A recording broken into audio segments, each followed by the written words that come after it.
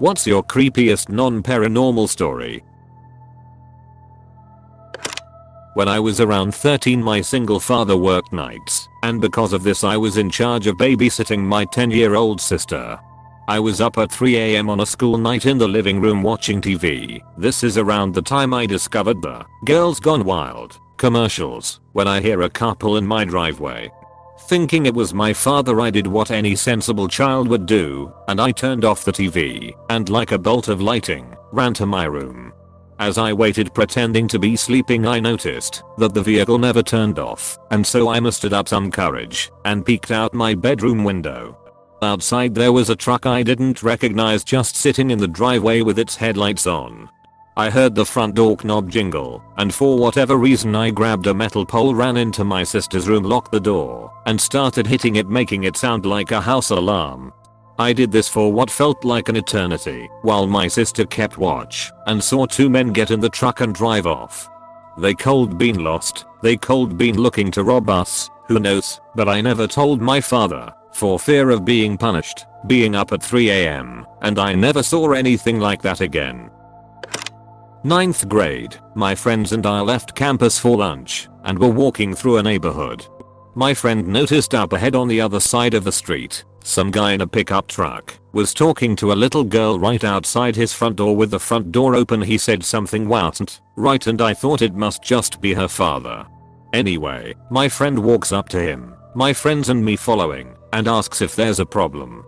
The older guy said no, leave him and his granddaughter alone. My friend asks her if that's her grandfather, and she said no. When he asked her if she knew him, she said no. That's when my friend John stepped in between them and started talking shit to him, threatening to kick his ass. My friend called the police. Police came and got the neighbors' attention. Some guys across the street came out with baseball bats and chains. When they saw what was going on, the police had to go and keep them from intervening, that the cops were taking care of it. The girl's mom came outside and was crying and screaming, which is what got the neighbors' attention besides the sirens. We had to write down a report for the officers, give our contact information, though they never contacted us. If we didn't decide to walk to lunch that day, this little girl cold been kidnapped, raped, and killed. When I was in college, I was stopped at a gas station putting air in my tires, and this man came over and started talking to me. It started off fine. It seemed he was just friendly and without much social finesse. But then he continued to get closer to me and lean on my car. It is very difficult to explain, but I very much felt like I was in danger. There was no real way I could get into my car without trapping myself, and it just really seemed like he was intent on sticking around. My keys were also in the car NB, because I was a 19-year-old Midwestern girl who still trusted the world. He also kept glancing toward the gas pumps, which I felt was a sign he was waiting for me to be alone. I know all the comments to this post will be, you should have. But I felt very trapped by the situation. About 5 or 6 minutes into this, I locked eyes with a different guy, much older, across the parking lot. I tried to convey something is wrong as hard as possible, and he quickly walked inside the gas station. I felt like he was trying to avoid seeing something unpleasant, and I was going to end up alone.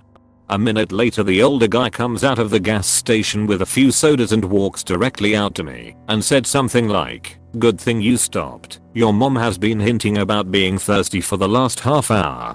I got you a soda too while I was in. Now do you know how to get to some town name, or do you want to follow?" I replied that I had better follow, because you know how I'm with directions. So he's accomplished two things. He gave me an out to the situation and let the creepy guy know that someone was watching. So I followed him for about 3 miles out of town, at which point the guy just kind of waved like, "You're good," and I turned and went back to my dorm. I never got a chance to thank him in person, so every time I tell this story, I have to say a big thank you to anyone who has ever done anything like this. I have gotten 2 opportunities to step in and do something similar, both times pretending to be the BFF of a drunk girl because it looked like she was in a bad position. I wish I could tell that guy that I will now always get involved when someone looks like they are in trouble, because if I'm wrong, Well then I look crazy / can be embarrassed, but if I'm right I can basically save someone. A couple of months ago, my husband and I were road tripping across the US. At 3 a.m., we stopped at a rundown gas station in the middle of nowhere in Nebraska. By the middle of nowhere, I mean the middle of nowhere. The gas station was the only building in the area, and it was surrounded by empty fields. It was maybe 2 miles off the interstate. At 3 a.m., it was pitch black outside, and the lights at the gas station were the only thing that illuminated the area. Since the gas station was closed, we were the only people there. My husband filled up the Jeep, and we spent a few minutes rummaging through our bags, because I couldn't find my purse. Turned out that I had left it in a relative's car in Chicago. Oops. After a while, an SUV pulled up right next to us. The driver was a white man in his late 20s or early 30s. At that point, I was sitting in the passenger seat and my husband was about to get into the driver's seat. The man approached my husband and said, "I lost my iPhone here. Have you seen it?" Suddenly, a sense of dread filled the pit of my stomach as I noticed that he already had a phone. A flip phone on his hip. I studied his face. While he looked unassuming, there was something off about him. Something sinister. "I must have left it in that field over there," he said. The field was pitch black. "Can you help me look for it?" My husband already had his iPhone out with the flashlight on. He's such a good Samaritan. He started to follow the man. I whipped out my phone and texted him, "Leave." My husband immediately saw the text and looked at me. I must have looked terrified because he ran, jumped into the car, and we booked it out of there. As we were leaving, I looked back and saw the man get into his car. We drove for about 20 miles on the interstate to a rest stop and slept there. After a short time, my husband woke me up and told me to look through the passenger side window. The man had pulled up right next to us. There were some empty parking spaces at the rest stop, and he still parked next to us. The creepy part is that we were parked at the very end of the rest stop, and the spot next to us wasn't a parking space. We had our seats down to help us sleep, so he probably didn't see us in our Jeep. We quietly watched him get out of his car, look over our Jeep, and walk into the building, probably looking for us. As soon as he entered the building, we snapped our seats back up and hauled ass out to there. We drove for about 50 miles and found a hotel about 6 miles north of the interstate. We never saw him again. When I was a little kid, like 8 or 9, I was walking down a pretty main street in Moscow with a friend of mine. I don't really remember where we were headed, but I was the type of kid that was always out and about. So we turned down a smaller street and I see this guy. He was sorta sick looking, like his face was weird. He was standing in front of an open door, and it was really dark inside. He calls to me and he says, "Could you please go inside and grab my glasses for me? I can't see without them." I look inside and all I could see is a table and a chair. So he tells me it's right there on the table. I was a little weirded out, plus the door was one of these thick metal doors, so it got me even more scared. So then I tell him, "If you know where the glasses are, why can't you get them yourself?" And he tells me it's hard for him to see, so why don't I do it? At this point I just walked away really fast. Sometimes I still think of that moment and I think that I could been easily raped or molested or killed that day. I work an overpass shift as a security guard, and aside from myself, another guard and some cleaners, the building is totally empty. Once the cleaners leave around 3:30 a.m., I normally try to go around and lock up any offices and rooms that need to be closed before any employees arrive before the lights shut off at 4:30. One night I got caught up with some other things, and by the time I got around to doing this, the lights were off, and since it was the middle of winter, there was no sign of sunlight saving me from the dark until I left at 7. So I rushed around and closed all the doors as quick as I could so I could get back to safety. I made my way to the second floor, but stopped dead in my tracks when I saw the outline of a person on the other end of the floor with their arms positioned as if they were holding a large gun. I panicked and crouched behind a cubicle, but I kept looking to see where they'd go. No one had access to the building for several more hours, and if an employee happened to have come in that early, the other guard would have radioed me before something like this happened. The figure never moved from its spot, so I decided to creep closer and look around in case there was anyone else. I was pretty certain I was going to have a heart attack, because all I have at my disposal is a flashlight keychain, a walkie-talkie and some keys, and this person might possibly have a gun. I managed to make it to a spot where the moonlight shining through the window illuminated the figure enough for me to at least make out some features. They wore a baseball hat, had long shaggy hair, they were in fact holding a gun, and they were easily 6 feet tall, but they still hadn't moved. I moved a little closer and noticed that the light reflected off of the figure in an odd way.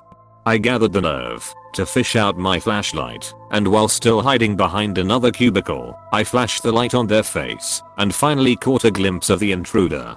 I was startled. This mysterious, gun-wielding intruder was actually a life-size cardboard cutout of Chewbacca. I legitimately spent 20 minutes stalking and building up the courage to confront a giant piece of cardboard. I live in a small cul-de-sac in the middle of nowhere. The next nearest neighborhood is over 4 miles away. One night a few years ago we got over 1.5 feet of snow overnight. So far from main roads, and on the weekend I knew our roads will remain unplowed for quite some time.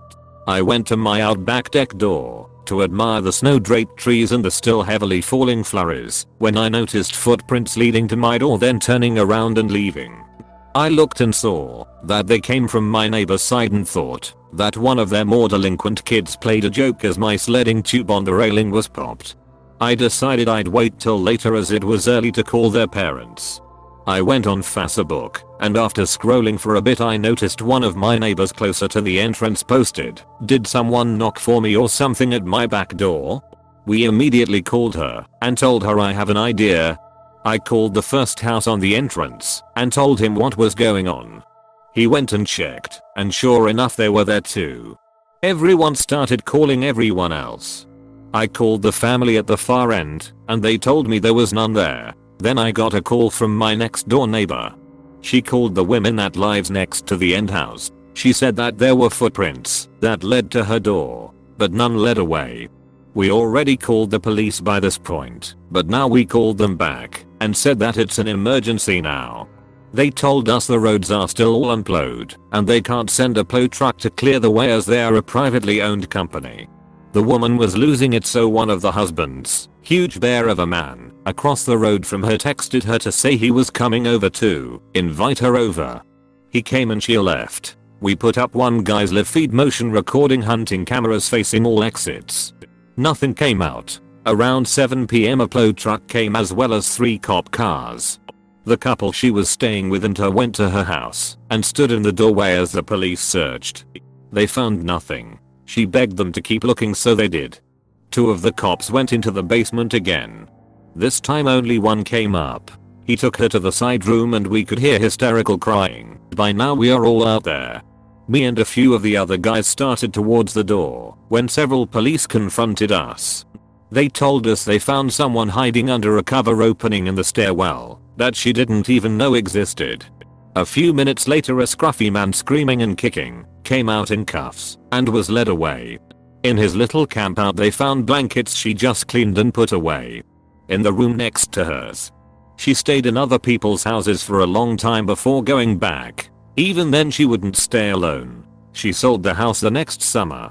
He turned out to be a thrill-seeking junkie who was on probation for assault against a family member. The cops told us that they feel like he didn't want to stay at his apartment after a fight with his roommate and drove off in his roommate's car from the county over and got stuck in our unplowed roads. We all were called as witnesses in the case and he took some electronics from her basement. Couldn't get him on that since he never left with the stuff. It was about 4 months of court. And that is why you always make sure you locked your doors. Thanks for watching and share your stories. Don't forget to consider the idea to maybe think about potentially subscribing. Peace.